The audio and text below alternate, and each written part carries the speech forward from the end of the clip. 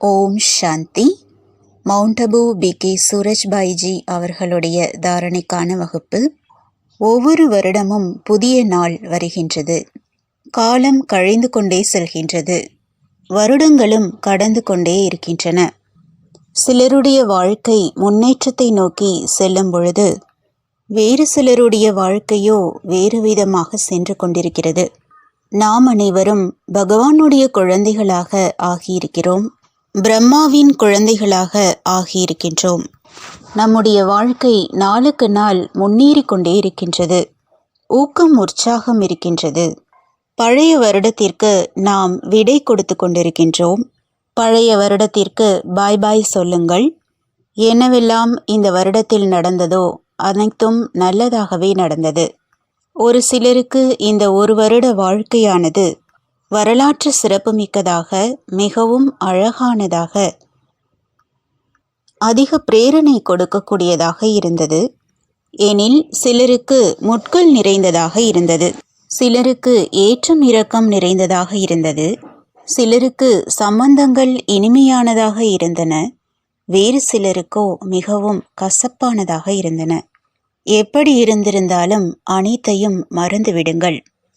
புதிய வருடம், புதிய நாள், புதிய ஊக்கம், புதிய உற்சாகம், புதுமையாக செய்ய வேண்டும் என்ற தூண்டுதல், இதுவே ஞானி ஆத்மாக்களாகிய நம்முடைய முதன்மையான லட்சணமாகும். நாம் கடந்த காலத்தில் வாழ வேண்டியதில்லை. அநேக மனிதர்கள் கடந்த காலத்திலேயே வாழ்கிறார்கள். யாரெல்லாம் உங்களுக்கு தீமை செய்திருக்கிறார்களோ, நடக்கின்றது அநேகருக்கு நடந்திருக்கலாம். தன்னுடையவர்களே தொல்லை கொடுத்திருக்கலாம். ஏமாற்றங்கள் அடைந்திருந்திருக்கலாம். இப்பொழுது அவற்றையெல்லாம் நினைத்து பார்ப்பதன் மூலமாக துக்கமும் கஷ்டமுமே ஏற்படும். எனவே அப்படிப்பட்டவர்களிடம் சமாதானம் செய்து கொள்ளுங்கள். நீங்களும் சுகமாக இருங்கள். உங்களுக்கு நல்ல புத்தியே கிடைக்கும். இதுவே மகான் ஆத்மாக்களாகிய நம்முடைய அழகாகும். இதை அனைவரும் செய்வோம்.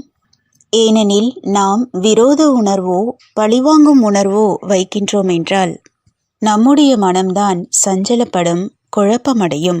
சம்பந்தங்களோ இன்னும் கெட்டு போய்விடும். மன்னித்துவிட்டு விடுபட்டு விடுங்கள் அல்லது தனியாகி விடுங்கள். ஆனால் சுகமாக இருங்கள். நீங்கள் பிரபுவினுடைய குடைநிழலுக்கு கீழே வந்துவிட்டீர்கள். இதைவிட பெரிய பிராப்தி வேறு எதுவுமே இருக்க முடியாது.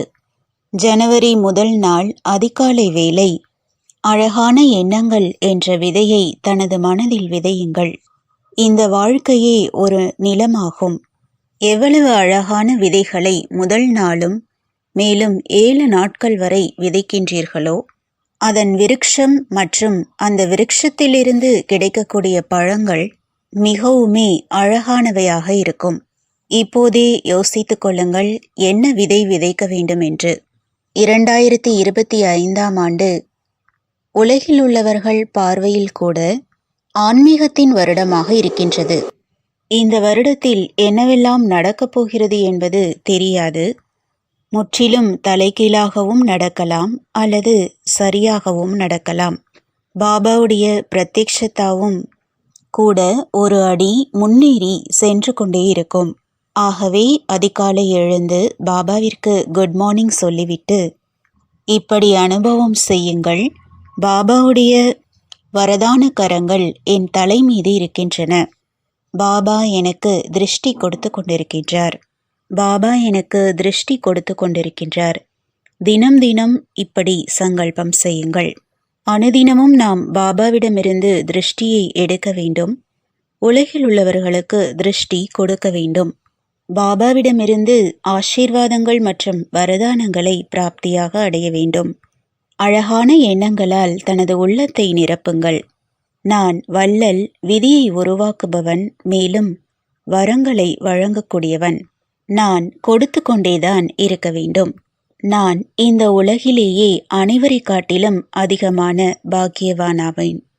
தடைகளை அழிப்பதற்கான சக்தியை பாபா எனக்குத்தான் கொடுத்திருக்கின்றார். எனது வாழ்க்கையில் வரும் அனைத்து தடைகளும் மிக வேகமாகவே அழிந்து போய்விடும். 2025ஆம் ஆண்டு சுகங்களால் நிறைந்த, வெற்றிகளால் நிறைந்த ஆனந்தம் மற்றும் அன்பினால் நிறைந்த வருடம் எனக்காகவே வந்து கொண்டிருக்கின்றது. எனக்கு வரதானமாக ஆகி வருகின்றது. நாம் நமது செயல்களை இன்னும் வேகமாக அதிகப்படுத்துவோம். எனவே அனைவரும் மிக நல்ல திட்டங்களை இந்த வருடத்திற்காக உருவாக்குவோம். மேலும் யார் சிரேஷ்டமான புருஷார்த்திகள், யார் வெற்றி மாலையின் ரத்தினங்களோ அப்படிப்பட்டவர்கள் ஒவ்வொரு மாதத்திற்கும் ஒரு திட்டத்தை உருவாக்குங்கள். லட்சியத்துடன் கூடவே திட்டங்களும் மிகவும் முக்கியமாக இருக்கின்றன.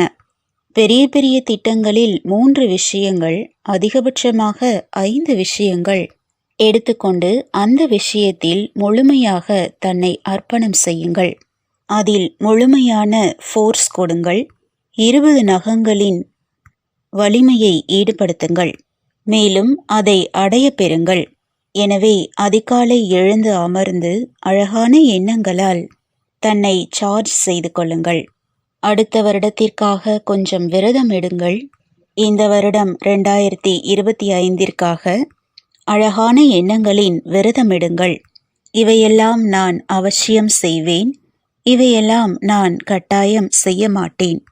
தனது ஏதாவது விசேஷமான பலகீனத்தை சதா காலத்திற்கும் அழிப்பதற்கான திடமான எண்ணம் வையுங்கள்.